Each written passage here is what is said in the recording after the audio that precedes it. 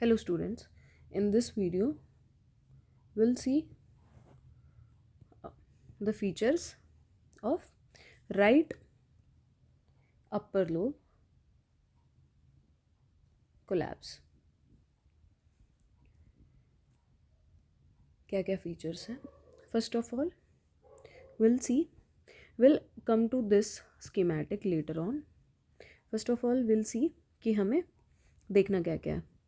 जैसे कि हमने लास्ट वीडियो में देखा था, we have to comment upon the fissure, comment upon the hilum, comment upon the diaphragm, comment upon the cardiac borders, comment upon the remaining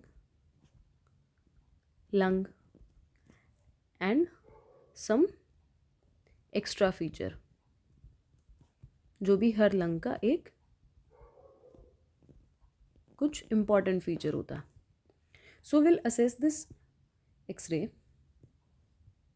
First of all, this is the horizontal fissure here. Ideally, it should have been like this. Horizontal fissure की normal position ये होती है. It is pulled off. Secondly, the hilum which should have been here, right hilum हमेशा lower होता है, तो it is also pulled. We'll write the features. Horizontal fissure is elevated या फिर pulled. Elevation of right hilum. Ideally हमारा right hilum left से नीचे होता है, बट यहाँ पे ऊपर गया हुआ है. Diaphragm, there is no change in the diaphragm क्योंकि राइट अपर लोब हमारा ऊपर है, डायफ्राम हमारा यहाँ पे है. It is nowhere related. Cardiac borders, no change, same is with cardiac border कि राइट अपर लोब हमारा ऊपर आ जाता है. Right upper lobe is nowhere related to the cardiac border, तो कोई चेंज नहीं है यहाँ पे. Remaining lung is right middle lobe and right lower lobe and it is hyper trans radiant blacker. Why? Because of compensatory hyper inflation. ठीक है. This lung is as compared to the left side, this is the right side. This right remaining lung is blacker as compared to this one, and the reason is compensatory hyperinflation. Now we come to extra features. Right upper lobe collapse का extra feature क्या है? What do we call as golden S sign? What do we mean by this? This is referred to as whenever the collapse is due to